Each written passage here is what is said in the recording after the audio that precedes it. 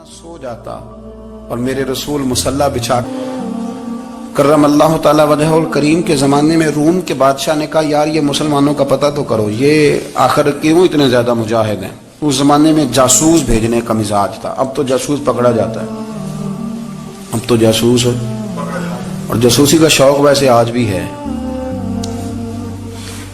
عرض کروں تھوڑی سی بات اس عنوان سے، پتہ کیا ہمارا مسئلہ ہے، ہم جہاں جاتے ہیں نا وہاں تھوڑی خوشبو سونگنے کی کوشش کرتے ہیں، وہ کیا ہے تو یہ کیا ہے تو ادھر کیا ہے تو تھوڑا سا ادھر کیا ہے۔ میرے رسول پاک پڑھیے درود شریف، سارے پڑھیے ذرا زور سے، صلی اللہ تعالی۔ نبی پاک علیہ السلام نے فرمایا جاسوسی نہ کرنا ورنہ تم بندوں کو خراب کر دو، اور فرمایا اس طرح نہ ہو کہ تم کسی کے آپ کھول نہ نکلو تو تمہارے پہلے کھول جائیں۔ یہ جو ذوق ہے نا یہ ختم کریں، چھوڑیں، مطلب آپ کس چکر میں پڑے ہوئے ہیں، اتنی زیادہ توجہ کرنے کی کیا ضرورت ہے، کام سے کام رکھیں، اس میں بندہ تھوڑا سا نا آسان رہتا ہے۔ یہ جو بہت زیادہ ٹٹولنے والے لوگ ہوتے ہیں نا وہ بےچارے پھر عمر ٹٹولتے ہی گزار دیتے ہیں، اس لیے کہ مزاج ہی بہت پکا ہے، بوری کا منہ کھول کے اندر تک ہاتھ ڈالنا، تو پھر کئی دفعہ سامنے سے بچھو بھی لڑ جاتا ہے، خرابی ہوتی۔ تو جاسوسی کی جاتی تھی، اس نے بھی جاسوس بھیجے، کیونکہ قبیلوں کے لوگ تھے، کچھ مسلم کچھ کافر، پہچانے نہیں جاتے تھے لوگ، تو کچھ لوگ اس نے بھیجے، انہوں نے آ کے نا تحقیق کی، ریسرچ کری کہ آخر ماجرا کیا ہے، تو واپس جا کے انہوں نے رپورٹ دی نا روم کے بادشاہ کو۔ اس رپورٹ کا ایک جملہ بڑا شاندار ہے، وہ کہنے لگا بادشاہ ہمیں مسلمانوں کی کوئی سمجھ نہیں آئی، ہمیں کوئی سمجھ نہیں آئی۔ انہوں نے کہا بھی کیوں نہیں سمجھ آئی؟ کہنے لگے یار عجیب بندے ہیں، جب رات مصلی پہ بیٹھتے ہیں تو یوں لگتا ہے ان کا دنیا سے رشتہ ہی کوئی نہیں، کوئی کسی کو نہیں جانتا، کوئی اپنے دکھ سنا کے رو رہا ہے، کوئی اپنی بات کر کے رو رہا ہے، لگتا ہے کہ ان کا کوئی رشتہ ہے ہی نہیں جب مصلی پہ بیٹھتے ہیں۔ اور فرمایا جب سویرے یہ جہاد کرنے نکلتے ہیں تو لگتا ہے ان سے زیادہ دلیر ہی کوئی نہیں، حالانکہ جو مصلوں پہ رونے دھونے کے لوگ ہوتے ہیں وہ کئی دفعہ جہاد میں کام نہیں کرتے، لیکن عجیب لوگ ہیں کہ رات کے راہب ہیں دن کے مجاہد ہیں، کوئی سمجھ نہیں آتی۔ میرے عزیز ان لوگوں نے مصلی آباد کر کے رکھا، تلاوتیں ان کا ذوق رہی، منظر روز پڑھنا، اسباق پڑھنا، وظائف پڑھنا، یہ ان کا ذوق رہا۔ اعلیٰ حضرت بریلوی رحمت اللہ نے 1000 کتاب لکھی ہے، لیکن الوظیفۃ الکریمہ کے نام سے جو وہ صبح و شام وظائف پڑھتے تھے وہ الگ انہوں نے ان کو بیان کیا، پابندی کے ساتھ اپنی اللہ اللہ کرتے تھے۔ شیخ شہاب الدین سہروردی رحمت اللہ علیہ، اس پر ایک بندے نے اعتراض کیا، اس نے کہا جی آپ کس قسم کے صوفی ہیں، مرید بیٹھے ہیں اور آپ وہاں نفل پڑھ رہے ہیں۔ یہ بھی بڑا مسئلہ ہوتا ہے نا، جو بندہ ملنے آتا ہے وہ اپنے ٹائم کے حساب سے آتا ہے، اور پھر اس کا یہ بھی خیال ہوتا ہے کہ پیر صاحب جو ہیں وہ چونکہ درویش ہیں تو نہ انہیں روٹی کھانی چاہیے نہ سونا چاہیے، چونکہ وہ درویش ہیں، اور ہم چونکہ درویشوں کے ماننے والے ہیں لہذا ہمارا یہ طریقہ ہونا چاہیے کہ جیسے ہم کہیں درویش ویسے ہی کر جائے، حالانکہ جس کو آپ درویش کہیں گے آپ اس کی مانیں گے، آپ منوائیں گے نہیں، ہمارا مزاج ہوتا ہے۔ شیخ شہاب الدین پر لوگوں نے اعتراض کی، حضور لوگ ملنے آئے ہیں، زیارت کرنے آئے ہیں، یہ بندے دعا کرانے آئے ہیں، اللہ اللہ کرانے آئے اور آپ نفل پڑھ رہے ہیں، کیا جملہ ہے، کیا حسن ہے، کیا خوبصورتی ہے۔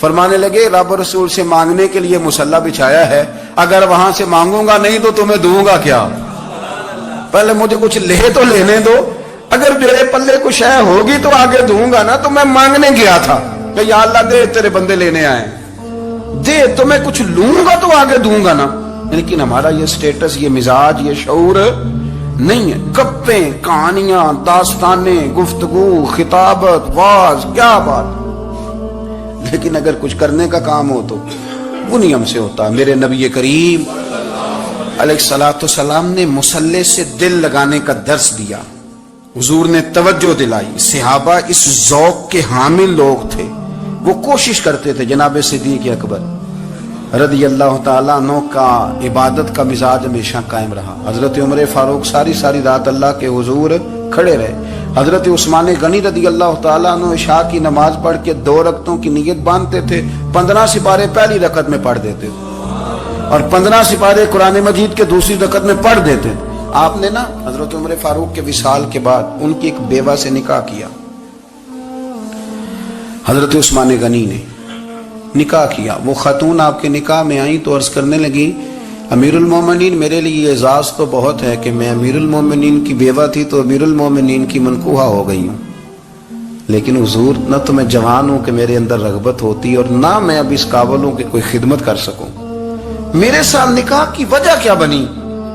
تو عثمان غنی رو پڑے، فرمانے لگے میں نے عمر فاروق کو مسجد میں دیکھا ہے، عدل کرتے دیکھا ہے، انصاف کرتے دیکھا ہے، امت کی خیر خواہی کرتے دیکھا، تمہارے ساتھ نکاح اس لیے کیا ہے کہ تم مجھے یہ بتاؤ کہ عمر فاروق گھر کے اندر اپنے رب کو کیسے راضی کرتے، گھر کے اندر کیسے راضی کرتے تھے، وہ طریقے بتلاؤ، تم بتاتی جانا اور میں بھی اسی طرح گھر میں عبادت کروں۔ میرے رسول کریم علیہ السلام نے ارشاد فرمایا، حضور فرمانے لگے جس گھر میں اللہ کا ذکر ہوتا ہے وہ گھر زندوں کا ہے، اور جس گھر میں رب کریم کا ذکر نہیں ہوتا وہ گھر زندوں کا نہیں ہے۔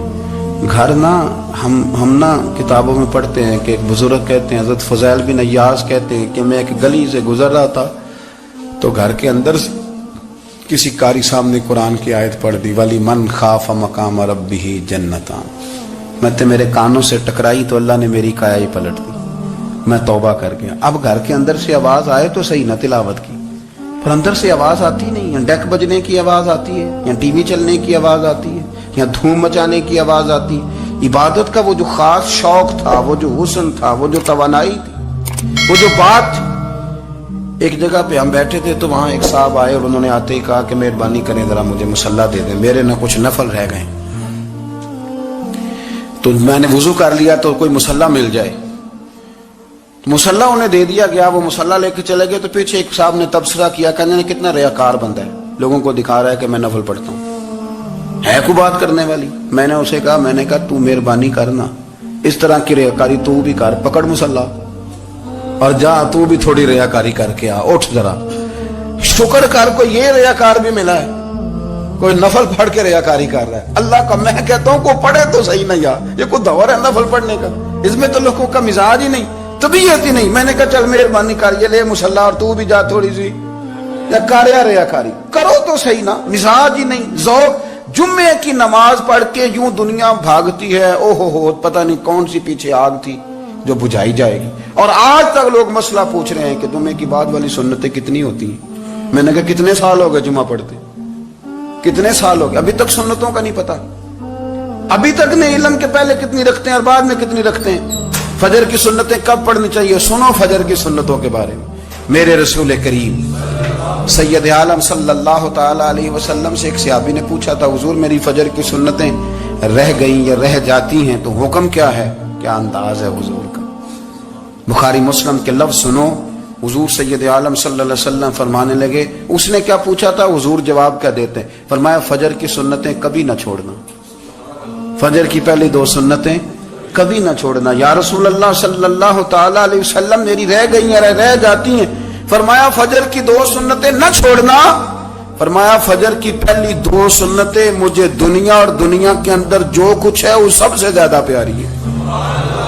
فجر کی دو سنتیں دنیا اور دنیا میں جو کچھ ہے مجھے وہ سب سے زیادہ پیاری ہیں، اس لیے فجر کی سنتیں نہ چھوڑنا۔ اپنا ذوق، اپنی طبیعت، ہم نے نا ذوق غلط بنا لیا ہے۔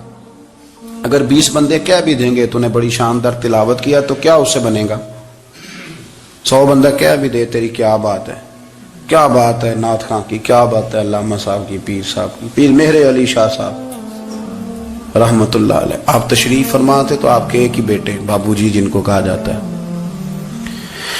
جس دن صاحبزادے پیدا ہوئے تو خادم نہ وہاں سے نکلا، ان لوگوں کے شوق اور طرح کے تھے نا تو ان کی توجہ بھی اپنے شوق کی طرف رہتی، تو خادم نکلا اندر سے، پیر صاحب مبارک ہو، پیر صاحب مبارک ہو، پیر صاحب مبارک ہو، پیر صاحب مبارک ہو، شور کر رہے ہیں۔ تو پیر صاحب کو وجد ہو گیا، اللہ اکبر اللہ اکبر اللہ، او کیا ہوا، کس بات کی مبارک دے رہے ہو؟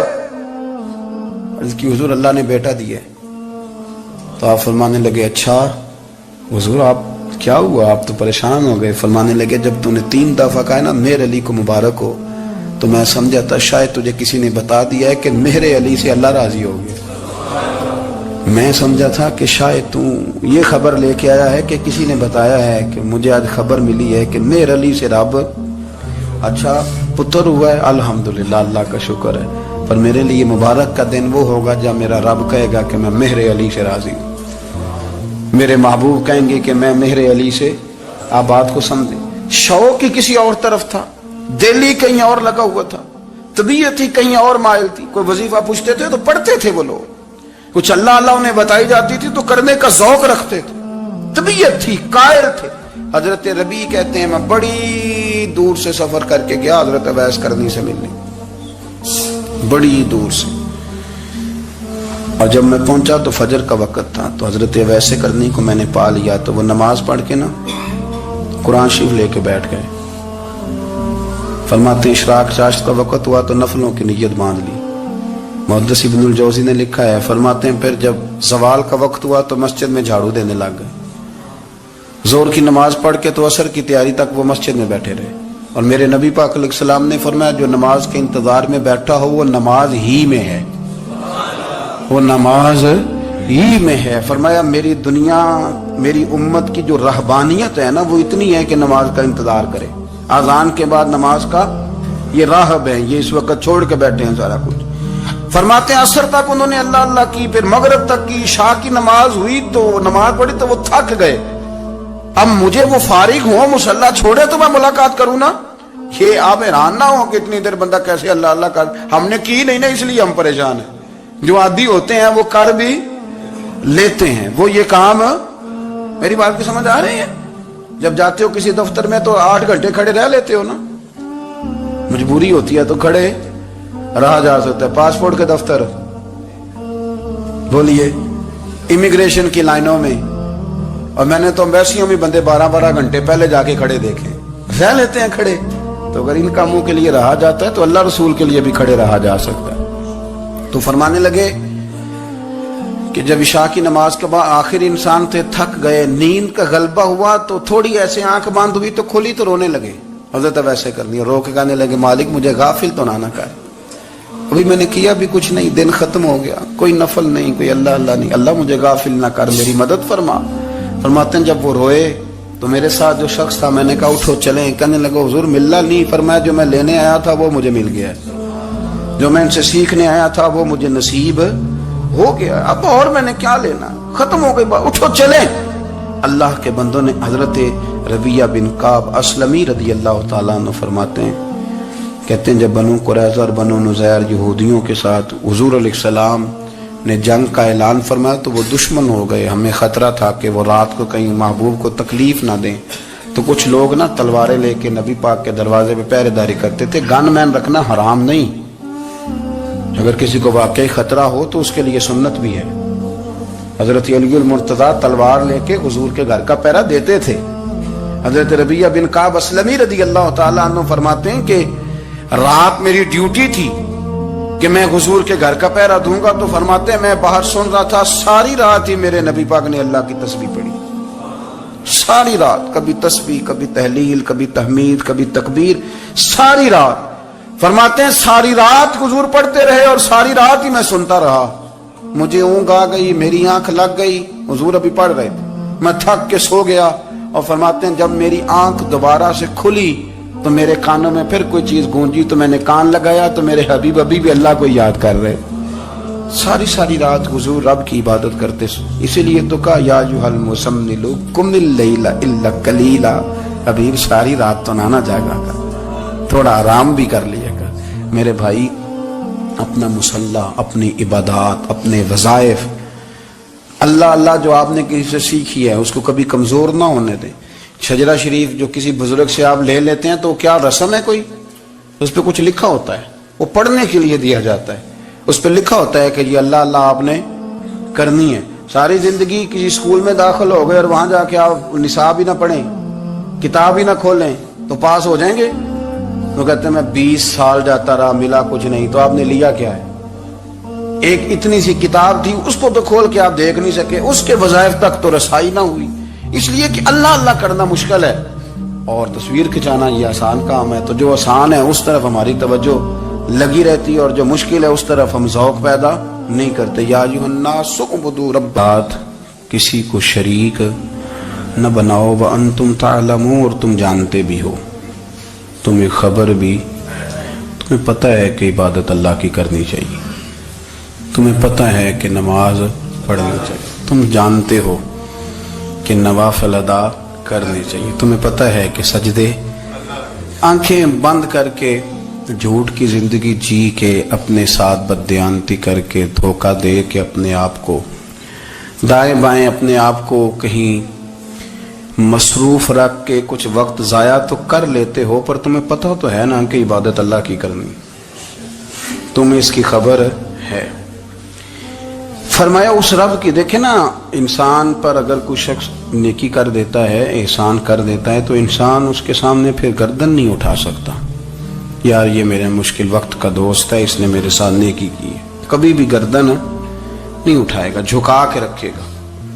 تو اگر عام کوئی نیکی کر دے تو اس کے سامنے انسان کبھی گردن نہیں اٹھاتا. تو جو رب ساری نعمتیں عطا فرمائے، جو کہے کہ تیری تخلیق میں نے کی، تجھ سے پہلوں کو بھی پیدا میں نے کیا، تیرے لیے زمین کا بچھونا بھی میں نے بچھایا، آسمان کی چھت بھی میں نے لگائی، تیرے لیے زمین سے ساری اناج کو، پھل کو، کھیتیوں کو نکالا بھی تیرے لیے. اب تو اس طرح کر کہ تو میری عبادت کر، تو میری بارگاہ میں جھک جا. بہت سارے نشے لوگوں کو لگے ہوئے ہوتے ہیں. ہر آدمی کوئی نہ کوئی نشہ کرتا ہے. کوئی دولت کا کرتا ہے، کوئی شہرت کا کرتا ہے، کوئی اپنی تعریف کا نشہ کرتا ہے. دو چار لوگوں سے تعریف سن کے مطمئن ہو جاتا ہے. ناراض تو نہیں ہو گیا اس جملے سے؟ آپ کرتے ہیں لوگ دولت کا نشہ بھی. یہ جب نقصان ہوتا ہے تو بندے بیمار نہیں ہو جاتے؟ پیسے ڈوب جاتے ہیں تو لوگ بیمار نہیں ہو جاتے؟ تو اس کا مطلب یہ ہوتا ہے کہ نشہ ٹوٹ گیا ہے. اب بہک ہوئے ہیں نا تھوڑے سے تو کانپتے ہیں، تڑپتے ہیں، پریشان. نشئی اسی طرح ہی کرتا ہے نا، نہیں ملتا تو پریشان ہوتا ہے. یہ سارے نشے ہیں، مختلف قسم کا نشہ. اب مانتے نہیں اس بات کو، تسلیم نہیں کرتے، کیونکہ تسلیم کرنا بڑا مشکل کام ہے. اس کے لیے تو بڑی ساری چیزیں جو ہے وہ دبوچ کے اور بڑی سارے رستے پھلانگ کے آنا پڑتا ہے. تو بڑا مشکل ہے ماننا، ورنہ کرتے ہیں ہم. ہمارا مزاج ہے. یہ گھومنے پھرنے کا، دنیا دیکھنے کا بھی ایک نشہ ہے. یہ بہت ساری باتیں کرنے کا بھی ایک نشہ ہے. گپ شپ کا بھی ایک نشہ ہے. دو چار لوگوں کی جب تک پگڑیاں نہ کھول لیں، بعض لوگوں کو نیند نہیں آتی. یہ غیبت کا، چغلی کا، بددیانتی کا یہ بھی ایک نشہ ہے. اس پر ملا رومی رحمت اللہ نے بڑا کلام لکھا ہے. وہ کہتے ہیں مانگ کے کھانے کا بھی نشہ ہے، مانگ کے کھانے کا بھی نشہ ہے. وہ کہتے ہیں کہ ایک بھیک مانگنے والی خاتون تھی، تو بادشاہ کے پاس بھیک مانگنے آئی تو بادشاہ کو پسند آ گئی، اس نے شادی کر لی. اب اس کو عادت تھی بھیک مانگ کے کھانے کی. تو وہ کنیزوں سے کہا کرتی تھی کہ فٹافٹ نہ روٹی لے کے آیا کرو، میں 2-3 دفعہ مانگوں تو پھر لایا کرو. چونکہ ایک نشہ ہے نا، تو میں مانگوں 2-4 دفعہ تو پھر. تو انسان بہت سارے نشے کرتا ہے، یہ مانتا نہیں. یہ موبائل، یہ فیس بک، یہ سارے نشے ہی ہیں. اپنی فوٹو لگا لینا، سارا دن اسی کو دیکھتے رہنا. اور بڑے بڑے سیانے بندے جو وزادار ہیں، بڑے وزادار لوگ ہیں، لیکن وہ بھی سنجیدگی کے قائل نہیں، اس طرح کے نشوں کا شکار ہیں. یہ سارے نشے ہیں جو ہم نے پال لیے. ہمارے صوفیاء، ہمارے بزرگ فرماتے ہیں کہ تم اس طرح کرو، اگر سارے نشوں سے بچنا چاہتے ہو تو سجدے کا نشہ شروع کرو. سجدے کا نشہ شروع کرو. یہ نا اقبال کہتے ہیں، ہو عطار ہو، رومی ہو، رازی. آپ بات کو سمجھیں. عطار ہو، رومی ہو، رازی ہو، غزالی ہو، کچھ ہاتھ نہیں آتا بے آہ سحر گاہی. کہتے ہیں بہت بڑا صوفی ہو جیسے فرید الدین عطار تھے، بہت بڑا تصوف کا امام ہو جیسے امام غزالی تھے، بہت بڑا تفسیر کا استاد ہو جیسے امام رازی ہو. عطار ہو، رومی ہو، رازی ہو، غزالی ہو، پر کچھ ہاتھ نہیں آتا بے آہ سحر گاہی. اگر سویرے اٹھ کے روتا نہیں نا اللہ کی بارگاہ میں، اگر تہجد نہیں نہ پڑھتا، تو کچھ ہاتھ نہیں آتا بے آہ سحر گاہی. پھر اس کو کوئی چیز نصیب. میری بات کی سمجھ آ رہی ہے آپ حضرات؟ جب تک آپ سویرے نہیں اٹھتے، آپ اللہ اللہ نہیں کرتے، آپ کو نوافل کا چسکا نہیں، عبادت کا مزہ نہیں. فرمایا میری عبادت کرو، یہ شوق پیدا کرو، میں نے تمہیں پیدا کیا ہے.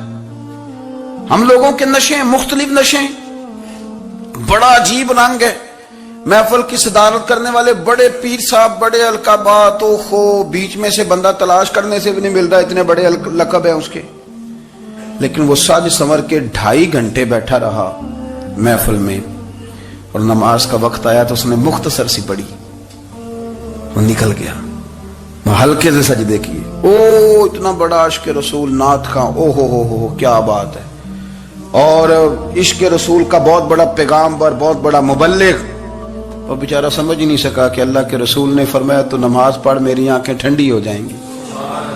تو یہ نشے کے عادی تو ہیں پر حقیقت کے قائل نہیں ہیں۔ یہ بس ٹھیک ہے خوابوں کی دنیا میں لوگ زندہ ہیں، پر جن کو یہ جو نشہ تھا نا عبادت کا، یہ میرے رسول پاک کی چاہت ہے، یہ میرے نبی کریم علیہ السلام کی۔ آپ دیکھیں نا حضور مہینوں جا کے غار حرا میں بیٹھتے، کیا وہاں تبلیغ کرتے تھے؟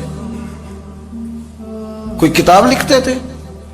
رسول کریم علیہ السلام مہینہ رہتے غار حرا میں، کوئی نہ مجھے دیکھے، کوئی نہ مجھے ملے، حضور یہاں کیا ہے؟ فرمایا میں اپنے رب کی عبادت کروں گا۔ نبی کریم علیہ السلام نے سجدوں کے ساتھ پتھروں اور پہاڑوں کو آباد کر دیا، سجدوں کے ساتھ۔ آپ کا سجدہ آپ کو بہت ساری چیزوں سے چھڑا لیتا ہے، یہ بہت ساری جگہوں سے جھکنے سے بچا لیتا ہے۔ صوفیاء اولیاء یہ کیا کرتے تھے؟ یہ سجدے کا ذوق ہی تو پیدا کرتے تھے، سجدے کا ذوق۔ شاہ عبدالعزیز دباغ رحمت اللہ تعالی علیہ اپنے مریدوں سے فرمایا کرتے تھے کہ اگر تم پکے نمازی بن جاؤ نا، تہجد گزار ہو جاؤ، تو میرے پاس آنا جانا چھوڑ دینا۔ عرض کی حضور کیوں؟ فرمایا میں تمہارے اور رب رسول کے راستے میں رکاوٹ نہیں بننا چاہتا، اور میرا مقصود ہے تمہیں وہاں تک پہنچانا۔ جب پہنچ گئے تو پھر میری ضرورت ختم ہو گئی۔ ہاں کبھی وسوسہ آئے، شک پیدا ہو، تکلیف ہو تو آنا، ورنہ میں نہیں چاہتا کہ میں رکاوٹ بنا رہوں۔ تم اللہ اللہ کرو، اس مالک کو راضی کرو۔ میرے رسول پاک علیہ وسلم نے فرمایا بندہ اللہ کے سب سے قریب اس وقت ہوتا ہے جب وہ سجدے کی حالت میں ہوتا ہے۔ کس کے قریب ہوتا ہے؟ اللہ کے سب سے قریب ہوتا ہے، وہ بڑا نیڑے ہے رب کے، بڑا قریب ہے، اس لیے کہ وہ حالت سجدہ میں۔ وہ جب سجدے کرتا ہے نا، اس کی بارگاہ میں جب جھک جاتا ہے، آپ ذرا سجدے کی کیفیت دیکھیں نا، زبان بھی یہاں ہے، آنکھ بھی یہاں ہے، کان بھی، عقل بھی ساری، اس نے سارا کچھ رکھ دیا سجدے میں۔ آپ وہ کبھی پیچھے جائیں تو دیہاتوں میں کہا جاتا تھا ناک سے نکیریں نکالو، بہت بڑی سزا ہوتی تھی نا، ناک سے نکیریں نکالو، بڑی سزا ہوتی تھی۔ تو اس نے کہا مالک مجھے کسی نے کہا نہیں، پر دیکھنا میں نے رکھ دی ساری عقل سجدے میں، اور رکھ کے کہا کیا؟ سبحان ربی یا اللہ میں پست ہوں تو اعلیٰ ہے، اللہ تو میرا رب ہے اور تو سب سے اعلیٰ اتنا۔ اور فرمایا جب یہ اس کیفیت میں ہوتا ہے تو پھر یہ اپنے رب کے قریب ہوتا ہے۔ کثرت عبادت، نوافل۔ ہمارے ہاں عمرے کی قرآن اندازی محفلوں پہ ہونے لگ گئی ہے، حالانکہ حدیث سے ثابت نہیں۔ میں دوستوں سے کہتا ہوں جائز ہے، کرنی چاہیے، عمرے کی قرآن اندازی جائز ہے، پر کسی حدیث میں نہیں آئی کہ قرآن اندازی کرو عمرہ کرو۔ حدیث میں قرآن اندازی یہ آئی ہے کہ نبی پاک علیہ السلام نے فرمایا تمہیں پتہ چل جائے نا پہلی صف کا ثواب کتنا ہے، تم قرآن اندازی کرو۔ عمرے کی قرآن اندازی کا تو پوسٹر چھپتا ہے، تو یہ والی قرآن اندازی کب ہونی ہے؟ ہونی چاہیے کہ نہیں؟ حضور نے فرمایا تمہیں پتہ چلے کہ اس کا ثواب کتنا، تو تم قرآن اندازی کرو، تم قرآن ڈالو۔ جب آپ نماز پڑھ رہے ہوتے ہیں، جب آپ کا مصلی آباد ہوتا ہے، صلاح الدین ایوبی ایک بزرگ سے ملاقات ہو گئی، بیت المقدس پر قبضہ تھا عیسائیوں کا، تو صلاح الدین بڑے پریشان تھے۔ وہ بابا جی کہنے لگے پتر کیا ہوا؟ کہنے لگے حضور پتہ چلا ہے دشمن کے 2 بحری بیڑے اسلحہ لے کے آ رہے ہیں، مسلمان پہلے ہی کمزور ہیں، اور اب اگر 2 بحری بیڑے اور آ گئے تو حضور مسئلہ بن جائے گا۔ تو میں پریشان ہوں کہ کس طرح یہ کم مسئلے والی ہماری فوج ہے کیسے مقابلہ کرے گی۔ تو بابا جی کہنے لگے پتر اس طرح کرنا، آج رات تو بھی دعا کرنا اور میں بھی کروں گا، تو بھی دعا کرنا، آپ ناراض نہ ہونا، ہم تو پیروں والے ہیں، ہم تو پیروں کے نوکر غلام ہیں، ہمارا تو گزارا ہی نہیں، ہمیں تو ملتا ہے سارا کچھ وہاں سے۔ پر میرا سوال یہ ہے کہ تعویذ لینے جاتے ہو نفل کیوں نہیں پڑھتے؟ رات اللہ اللہ کیوں نہیں کرتے؟ یہ بھی تو ہمارے بزرگوں کا ہی طریقہ ہے, انہوں نے تو ہمیں سکھایا ہے. صلاح الدین ایوبی سے بزرگوں نے کہا کہ رات آج نا اللہ اللہ کرنا تو میں تیرے لیے دعا کروں گا, تو بھی دعا کرنا. تو بندہ جب دکھی ہوتا ہے تو سجدہ کرتا ہے تو پھر ہی تو مصلی بھیگ جاتا ہے, پھر ہی تو مزہ آتا ہے. سکھی بندہ تو کعبے جا کے نہیں روتا. دکھی تھے, تکلیف تھی, تو سر رکھا سجدے میں تو تڑپ گئے. اور وہ بابا جی کہتے ہیں میں مسجد آیا تو صلاح الدین چیخے مار کے رو رہا تھا اور کہہ رہا تھا مالک میں کوئی اپنی شان کے لیے تو نہیں نہ لڑ رہا, اللہ کو میں کوئی قبضوں کے لیے تو نہیں لڑ رہا, مالک تیرے لیے لڑ رہا ہوں, مجھے بے آبرو نہ کرنا, میری مدد فرمانا. کہتے ہیں میں آیا تھا کہ مسجد میں دعا کروں گا, پر صلاح الدین ایوبی کو روتے دیکھا تو میں لوٹ گیا. تو سویرے صلاح الدین ملے تو بڑے خوش تھے. میں نے کہا پتر کیا ہوا؟ کہنے لگے حضور وہ بحری بیڑے دو آ رہے تھے نا اسلحہ لے کے, دونوں ڈوب گئے پانی میں ڈوب گئے. تو بابا جی کہنے لگے صلاح الدین وہ پانی میں نہیں ڈوبے, وہ تیرے آنسوؤں میں ڈوب گئے, وہ غرق ہو گئے. وہ جو تو نے مصلی بات کیا تو وہ تیرے آنسوؤں میں ڈوب گئے, وہ غرق ہو گئے, وہ تباہ اتنے قیمتی تھے تیرے آنسو کے بہا لے گئے دشمن کے بحری بیڑوں کو. میرے بھائی ٹھیک ہو گیا جی, میرے عزیز سمجھ لیں اس بات کو ہمیشہ کے لیے, اور اس پر غور کر لیں اچھے طریقے سے کہ میرے رسول کریم سید عالم صلی اللہ علیہ وسلم نے نا ہماری توجہ دلائی, حضور نے ہمیں بتلایا, ہمارا ذوق بڑھایا عبادت کی طرف. ایک صحابی تھے حضرت ابو فاطمہ رضی اللہ تعالیٰ عنہ, یہ ترمذی شریف کی حدیث ہے. نبی پاک علیہ السلام نے فرمایا ابو فاطمہ قیامت کے دن مجھ سے جلدی ملنا چاہتے ہو کہ دیر کے ساتھ؟ تو کہنے لگے حضور کون ہوگا جو دیر سے ملنا چاہے گا, ہم نے تو جان دے دی وعدہ دیدار پر. اعلیٰ حضرت فرماتے ہیں جان دے دی وعدہ اور نقد اپنا دام ہو ہی جائے گا. مجھے لگتا ہے کہ یہ سودا نقد و نقد ہو جانا ہے, چونکہ ہم نے جان دے دی وعدہ دیدار پر. آپ نے وعدہ کیا تھا کہ مریں گے تو پھر زیارت ہوگی, تو مر گئے ہم زیارت کی خاطر. جان دے دی وعدہ دیدار پر تو نقد اپنا دام ہو ہی جائے گا. اے رضا ہر کام کا ایک وقت ہے, دل کو بھی آرام ہو ہی جائے گا. تو حضرت ابو فاطمہ رضی اللہ تعالیٰ عنہ سے نبی پاک صلی اللہ علیہ وسلم نے فرمایا جلدی ملنا چاہتے ہو کہ دیر سے؟ عرض کی حضور فٹافٹ ملنا ہے, میں نے قیامت کے دن آپ سے جلدی ملنا ہے. تو نبی پاک علیہ السلام نے فرمایا پھر اس طرح کرنا, دنیا میں رہ کے سجدے زیادہ کرنا, پھر سجدے زیادہ کرنا, قیامت میں ملاقات جلدی ہو جائے گی, قرب ملے گا تمہیں. اپنے بچوں کے اندر دیکھیں نا, ہم شوق پیدا کرتے ہیں, ہمیں صحیح لفظ نہیں بولنے آتے پر ہم بچوں میں شوق پیدا کرتے ہیں کہ پتر ڈاکٹر بن جائے گا تو بڑا نفع کرے گا, تو لوگوں کی خدمت کرے گا, ملک و ملت کی خدمت کرے گا, تیرے ابا کا نام روشن ہوگا, تیرے دادا کی تعریفیں ہوں گی. ہم یہ ذوق پیدا کرتے ہیں. ہم اپنے نوجوانوں کے اندر یہ فکر پیدا کرتے ہیں, انہیں ہم سمجھاتے ہیں کہ میاں جب تم پڑھو گے, محنت کرو گے تو فلاں آدمی کی طرح تمہارا نام ہوگا.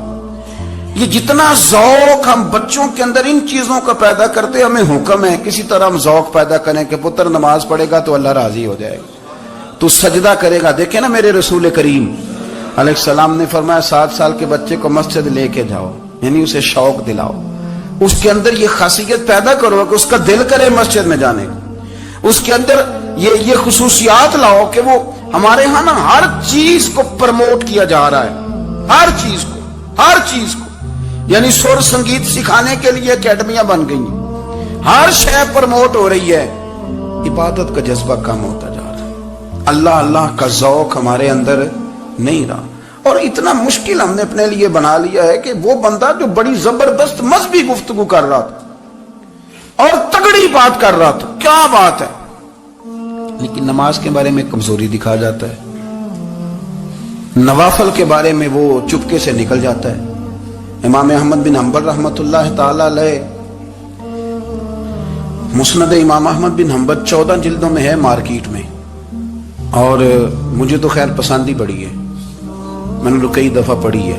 اور کیا بات ہے امام احمد بن حنبل کی, کیسے تگڑے قسم کے محدث تھے اور اللہ نے کتنا انہیں اعزاز عطا فرمایا ہوا تھا. یہ کوڑے بھی کھاتے تھے دین کی خاطر, سارا کرتا لہو سے بھر بھی جایا کرتا تھا. بڑا اعزاز والا شخص تھے, بڑے اعزاز والے.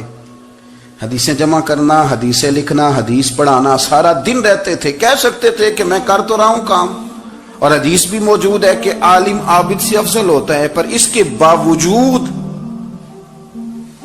امام احمد بن حنبل رحمۃ اللہ علیہ 300 نفل فرض نمازوں کے علاوہ پڑھا کرتے تھے، 300 نوافل روز پڑھا کرتے تھے۔ ان کے بیٹے نے کہا ابا جی مکان خریدنا ہے تو وہ جگہ کہاں کر کے لوں، بہت ساری آبادیاں، تو فرمایا پتر وہاں لینا جہاں مسجد قریب ہو۔ میرے رسول کریم سید عالم صلی اللہ علیہ وسلم اتنا پسند کرتے مسجد کو، اتنا پسند کرتے نماز کو، کہ رسول کریم صلی اللہ علیہ وسلم تہجد کی نماز بھی پڑھتے، پھر حضور فجر کی نماز بھی پڑھتے، نبی پاک وتر کو الگ کر کے پڑھتے، عشاء کے ساتھ نہیں پڑھتے۔ یہ تو ہم اس لیے اجازت دی ہمارے بزرگوں نے کہ بعد میں اٹھے گا کون علیحدہ وتر پڑھنے کے لیے، عشاء کے ساتھ پڑھ لے۔ وتر پڑھتے، تہجد پڑھتے، فجر پڑھتے، اشراق پڑھتے، چاشت پڑھتے، پھر مغرب کی نماز کے بعد 6 رکعت اوابین پڑھتے، پھر رات کو صلاۃ اللیل پڑھتے۔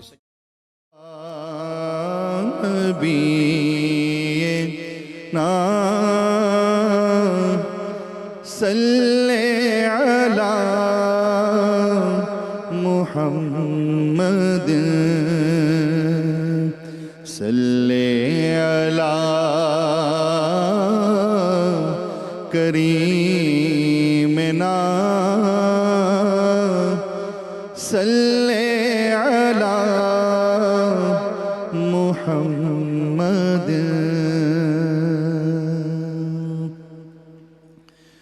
خوشبو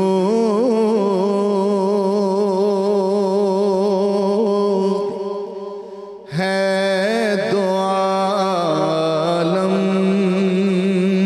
میں تیری، اے گل چیدہ خوشبو ہے دو عالم میں تیری، اے گل چیدہ کس منہ سے بیان ہو تیرے اوصاف حمیدہ، تجھ سا کوئی آیا ہے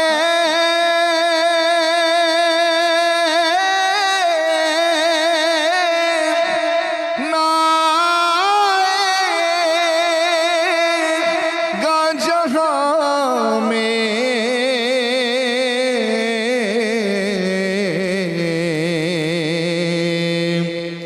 تجھ سا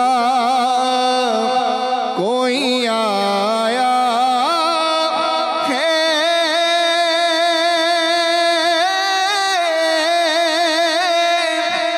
نہ آئے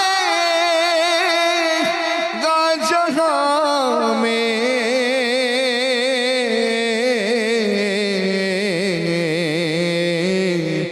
دیتا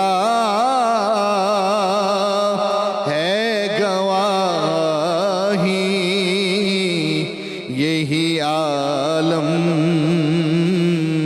کا جریدہ، دیتا ہے گواہی